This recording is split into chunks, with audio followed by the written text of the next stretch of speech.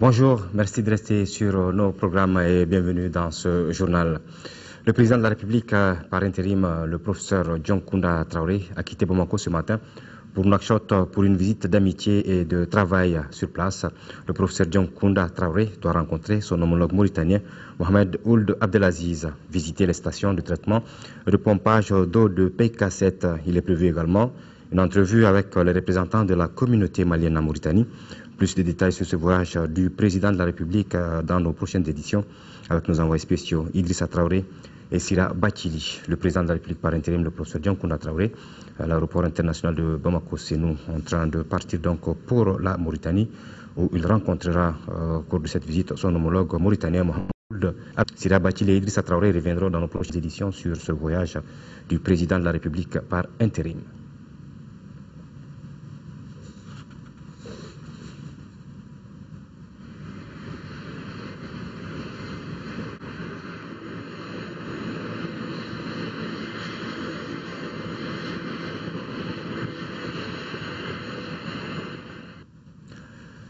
Le président de l'Assemblée nationale a lui reçu en audience hier après-midi une délégation de parlementaires tchadiens.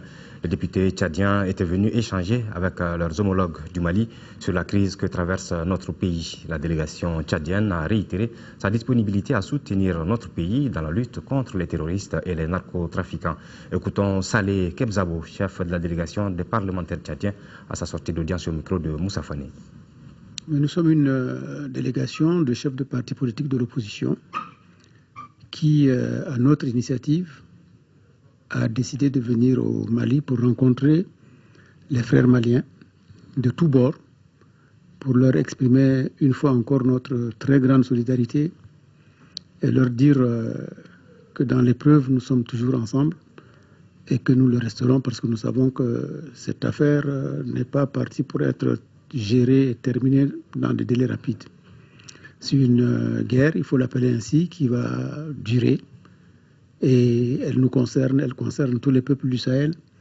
C'est pour cela que cette solidarité, il faut qu'elle s'exprime de cette façon, comme les Tchadiens l'ont exprimé.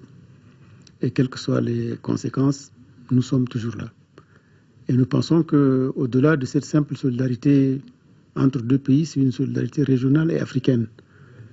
Et au-delà de tout cela, il faut donc voir que c'est au détour des règlements des problèmes de ce genre que naissent les grandes idées, qu'elles vont être concrétisées pour ce qui nous concerne, à savoir qu'avec l'unité africaine dont on parle depuis longtemps, il y a peut-être une opportunité qu'il faut savoir saisir dans cet événement qui a été créé et imposé au Mali. Nous n'oublions pas que le Mali est l'un des pays africains, sinon le seul, qui, dans sa constitution, prône l'unité africaine. Informer et sensibiliser les fidèles musulmans sur les ambitions sataniques des terroristes et leurs alliés qui ont attaqué notre pays, c'est le but de la campagne qui vient d'être lancée par le Haut Conseil islamique du Mali en collaboration avec la Ligue malienne des imams et érudits pour la solidarité islamique. Adama Kodjo. L'identité et l'ambition satanique des terroristes et de leurs alliés qui ont attaqué notre pays doivent être dévoilées. C'est le sens du lancement de cette campagne. Ainsi, il est recommandé aux imams et prêcheurs de donner des explications aux fidèles musulmans sur le prône ou koutouba. Le prône est la synthèse du document dénommé l'application de la charia et le djihad, cas du Mali élaboré en octobre dernier lors de la conférence des oulémas.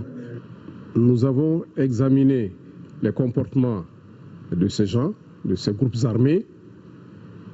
Nous avons examiné leurs discours et à contrario, nous avons examiné le discours religieux, le discours de l'islam sur les deux questions principales de la charia et du djihad.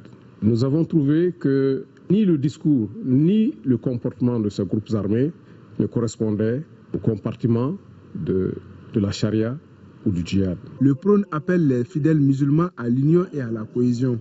Selon les leaders religieux, ceux qui veulent nous diviser sont des ennemis de la confession. Les gens là sont pas des musulmans. Ils ont détruit des mausolées. Ça c'est interdit à l'islam. Ils ont violé les femmes. Ça c'est interdit aussi à l'islam. Beaucoup d'actes que c'est interdit en l'islam. que l'islam n'accorde pas.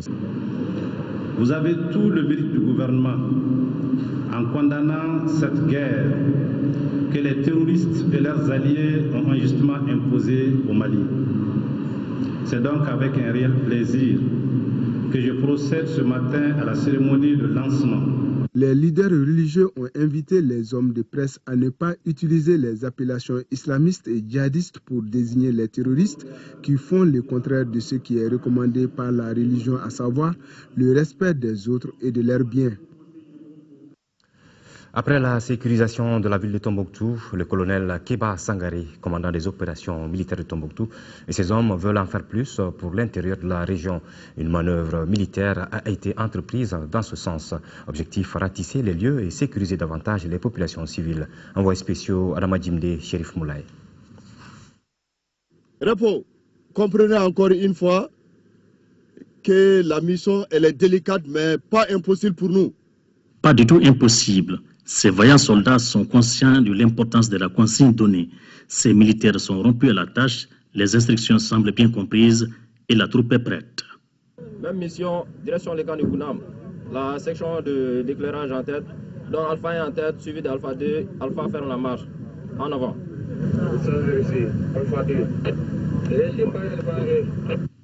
La mission n'est pas du tout au-dessus de la capacité de ces hommes. Intègres et combatifs, ils ont le sens de l'honneur et celui du devoir bien accompli. Véhicules, armes et hommes en position. La troupe est déterminée à traquer l'ennemi où il se trouve. La manœuvre est destinée à ratisser les lieux tenus suspects.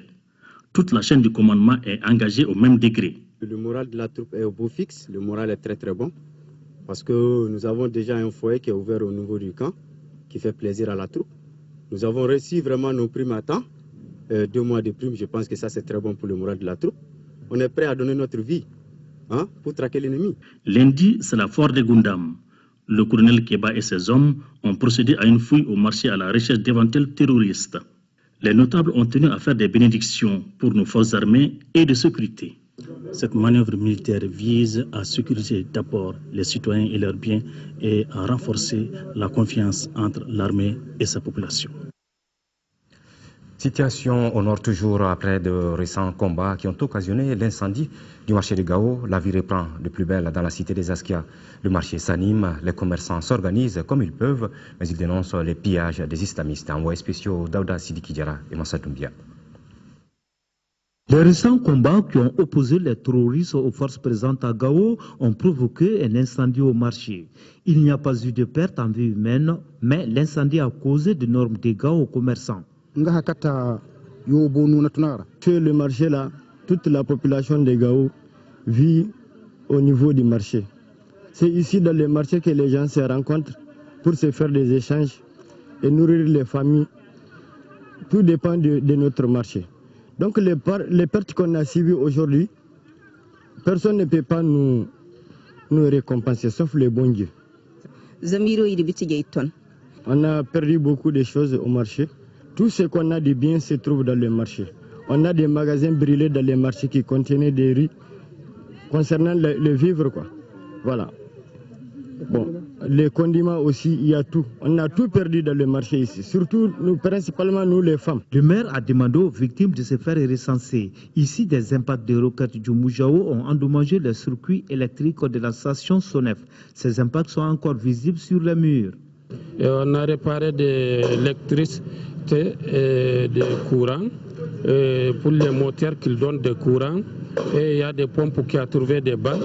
Et il y a des portes qui ont cassé pour les bureaux aussi. Et Dieu merci parce que ça n'est pas prendre de feu. Donc vraiment on remercie à Dieu. Vraiment c'est une chance pour les populations de Gao. Aujourd'hui, les activités commerciales ont repris avec l'animation du marché. Des boutiques sont ouvertes, certaines d'entre elles qui étaient proches de l'incendie n'ont pas été touchées. Moi, je ne comprends pas bien, mais vraiment, chez moi ici, là, il n'y a rien. Si ce n'est pas quelque chose qui est volé chez moi, que moi je ne connais pas vraiment, il n'y a rien. Mentir là, ce n'est pas bon, vraiment. Dans 2 jours là, tout le monde est en sécurité bien. Bon, vraiment, ça va un peu. La cellule action civilo-militaire de l'opération Serval se propose de réhabiliter le bâtiment du marché dans un bref délai. Dès la semaine prochaine, les expertises vont commencer. Et tant mieux. Ici, à Bamako, une rencontre de haut niveau se tient sur le régime économique suspensif douanier. Par ce régime, entendez donc tout simplement l'importation ou l'exportation des marchandises sans paiement au préalable des taxes et droits. À l'initiative de la Direction nationale et ses partenaires, la rencontre vise à permettre aux industriels de mieux s'approprier les régimes économiques suspensifs. Les travaux se déroulent au Conseil national du patronat du Mali. Bourama Traoré. Les industriels maliens à l'école des régimes économiques suspensifs douaniers, une rencontre de haut niveau qui vise à permettre aux participants de se familiariser avec les tests relatifs à ces régimes. Il s'agit d'un ensemble d'outils qui permettent l'importation ou l'exportation des marchandises sans payer au préalable les droits et taxes. Donc ce sont des régimes qui permettent la facilitation de la production, qui permettent la facilitation de la commercialisation. Si on prend par exemple l'entrepôt est le régime suspensif qui permet d'entreposer des marchandises quelque part avant de payer les droits et taxes. C'est dire que les régimes suspensifs économiques douaniers présentent plusieurs avantages, dont l'amélioration de la balance commerciale du pays. Parmi les différents types de ces régimes, on note l'exportation temporaire. Celle-ci permet à un industriel d'exporter un matériel défectueux à l'étranger pour le réparer et le ramener. L'exportation est faite sans payer de droits et taxes. C'est au retour que la réparation qui a été faite à l'extérieur, les droits ne sont payés que sur cette valeur-là. Il y a également l'admission temporaire pour perfectionnement actif. Ça permet que quelqu'un qui est à l'étranger vienne travailler sur une matière ici et puis les réexporter. L'exercice consiste donc à expliquer aux industriels ces différentes catégories de régimes économiques suspensifs, une démarche dont la finalité est de contribuer à la compétitivité des entreprises industrielles. Ces régimes suspensifs figurent dans notre dispositif législatif et réglementaire et constituent des outils pouvant contribuer à améliorer la compétitivité des entreprises en les plaçant dans les meilleures conditions vis-à-vis de leurs concurrents. Et du coup relancer l'économie nationale, une économie en berne suite à la crise institutionnelle et sécuritaire qui secoue le pays. L'association Femmes Battues est une association humanitaire qui a officiellement ouvert ses portes dans le cadre du 8 mars. Elle a pour objectif de défendre, de protéger et de prendre en charge les femmes battues. Plus de détails avec Khadija Tokoni. Des femmes victimes de violences, on en trouve dans tous les milieux sociaux. Depuis 2010, l'association Femmes Battues œuvre pour apporter des réponses et une aide concrète à ces femmes. Afin de trouver une solution à ces violences, nous avons décidé de la création d'une association dénommée Femmes Battues, laquelle existe juridiquement depuis le 22 avril 2010. Elle a pour objectif principal la défense, la protection et la prise en charge des femmes battues, et régie par les textes maliens en vigueur et les instruments internationaux. Bon nombre de femmes maliennes subissent des violences conjugales au quotidien, entre autres gifles, insultes, humiliations, coups et blessures. En effet, rien qu'en 2005, on délivrait un cumul de 775 femmes battues à 100, recensées par les commissariats, dont 375 étaient mariées, 160 célibataires et 40 professionnels du sexe. En 2009, on comptait 1002 femmes battues, dont 602 mariées, 270 célibataires et 130 professionnels du sexe. Ce bâtiment dressé pour la cause des femmes comprend une équipe d'écoute et de conciliation, une unité d'accueil et d'hébergement, une unité de soins et un pôle d'avocats. À l'occasion du 8 mars, journée internationale de la femme à la 3e région, à travers l'association des femmes rapatriées de Côte d'Ivoire, apporte son soutien aux veuves de militaires tombés sur le champ d'honneur. Elles ont reçu lors de la célébration de cette journée du 8 mars attestation et matériel de travail. Un événement présidé par le gouverneur de région, Mahamadou Diaby. Ortem Sikasso, le reportage de Sekou Konaté. Placé sous le thème de l'élimination des discriminations faites aux femmes pour mettre fin à la violence sexiste, en raison de la situation socio-sécuritaire que traverse notre pays, l'édition 2013 de la Journée internationale de la femme à Sikasso se veut celle de la méditation et de la solidarité. C'est aussi pour chacun de nous, hommes et femmes, de faire le point de ce qui est fait et de ce qui reste à faire dans le domaine de la promotion de la femme, afin de prendre de bonnes résolutions susceptibles d'améliorer davantage le vécu quotidien de la femme. C'est bien pour adhérer à cette démarche que l'Association des femmes rapatriées de Côte d'Ivoire à Fercy a initié une formation en transformation des produits locaux en faveur des veuves des militaires tombés afin de les aider à se prendre en charge à travers des activités génératrices de revenus. Le pouvoir économique est réduit du coup avec la tradition du salaire en pension de retraite. C'est pour cette raison que le Fonds d'action d'urgence nous a aidés à organiser ces femmes veuves des régions de Koulikoro et Sikasso et les former sur les techniques de la transformation agroalimentaire. Des attestations, du matériel de travail et un fonds d'accompagnement de 400 000 francs CFA pour les 14 femmes, le geste est fort salué par la porte-parole des bénéficiaires. Et l'autorité régionale loue la démarche. Je voudrais saisir l'occasion solennelle pour féliciter très vivement ici l'ensemble des femmes et des organisations féminines de la région de Sikasso, en synergie avec la direction régionale de la famille, de la promotion de la femme et de l'enfant, debout en permanence et quotidiennement mobilisées dans leur lutte implacable pour l'édification et la préservation de la nation malienne et de son intégrité totale. Illustration de cet engagement de la gente féminine de la 3e région, la remise d'une contribution de 650 000 francs CFA à l'effort de guerre et l'organisation d'une d'ustensiles de cuisine pour les femmes déplacées. La conférence de presse du club Arc-en-Ciel s'est déroulée à la maison de la presse. L'objectif principal de cette conférence était de présenter le club au public malien. Arc-en-Ciel veut informer les femmes sur le processus électoral. Plusieurs autres thèmes ont été abordés lors de cette conférence de presse suivie par Rachel Tissoubou.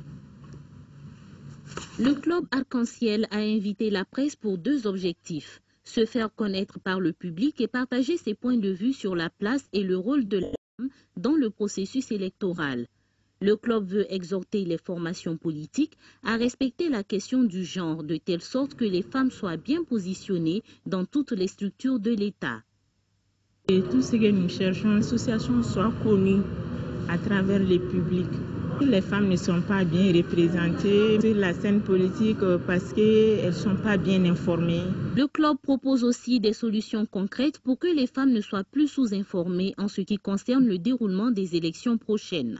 Nous sommes en train de chercher des fonds avec des partenaires pour former ces femmes-là. Dans nos séances de formation, nous avons jugé de faire connaître aux femmes comment aller retirer les cartes d'électeurs. Et il faut que les femmes sachent aussi exploiter les programmes de développement des partis politiques. Occasion également pour les initiateurs de ce point de presse de s'intéresser à d'autres sujets tels que femmes et santé, jeunesse et chômage, ainsi que les microcrédits. Partenaire, une banque nationale uniquement pour les femmes. Le club veut également renforcer la politique de solidarité, d'amitié, de fraternité et d'entraide au Mali. Voilà, c'est la fin de cette édition. Merci de l'avoir suivi. Prochain rendez-vous avec Amadou Sankari à 20h. Et bon appétit si vous êtes à table. Merci et à très bientôt.